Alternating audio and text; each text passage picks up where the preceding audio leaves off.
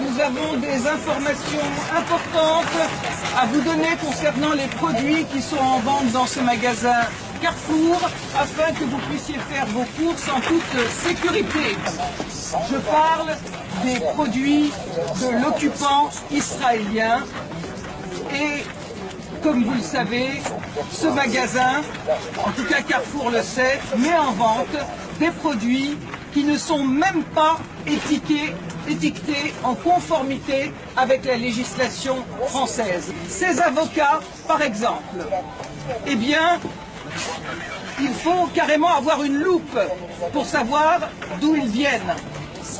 Contrairement aux avocats du Mexique, pour lesquels il est indiqué sur l'ardoise, comme l'exige la loi Origine Mexique, en caractère aussi gros que le prix, eh bien pour ces avocats-là, sur l'ardoise, figurez-vous qu'en face d'Origine, il y a marqué « Voir emballage ». Et pour voir emballage, eh bien, il faut avoir une vue très perçante pour arriver à détecter le mot Israël. Et si vous regardez ces pomelos, il est écrit « Regardez l'emballage pour voir d'où ils viennent ». Et il faut vraiment, comme l'a dit ma camarade, avoir une loupe pour voir écrit dessus « Israël ». Ce n'est pas écrit sinon.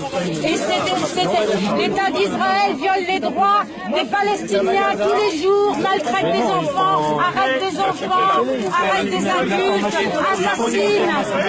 Ils font une information. Les Palestiniens n'ont plus la possibilité de cultiver leurs terres dans la vallée du Jourdain.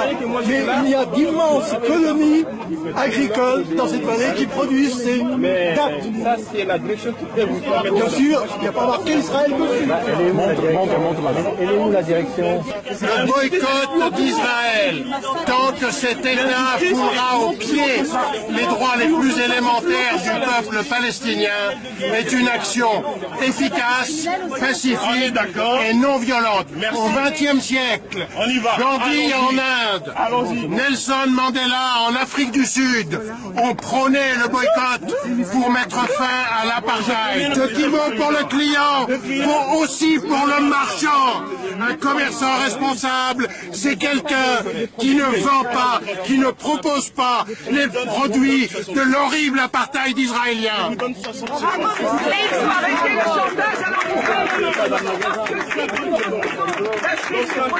Ça n'a rien à voir avec la religion, même si Israël attaque régulièrement l'esplanade des mosquées et la mosquée El-Aqsa pour faire croire qu'au lieu d'un vol de terre, c'est un conflit religieux. Eh bien, il faut que Valls et le CRIF arrêtent de mentir et de faire croire que tous les juifs sont d'accord avec la politique criminelle israélienne. Ils ne sont pas invités sur les plateaux de télé et en plus, ils sont pourchassés ici en France et en Israël par cette fameuse démocratie qui emprisonne les dissidents, les juifs israéliens qui refusent par exemple, comme cette courageuse Tahir Kamener, qui est en ce moment en prison, qui a 19 ans, qui refuse de servir dans l'armée d'occupation. Et aussi, vous avez Ezra Naoui, qui est un Israélien juif qui est en prison à l'heure actuelle en Israël parce qu'il milite dans des associations de défense des droits de l'homme et des droits des Palestiniens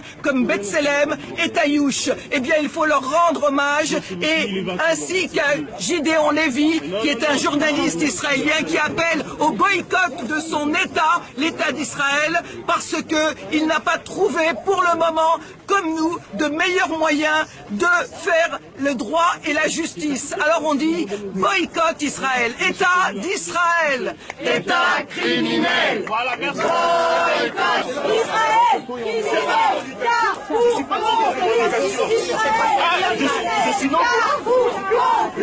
Israël, criminel, Carrefour, complice Israël, criminel.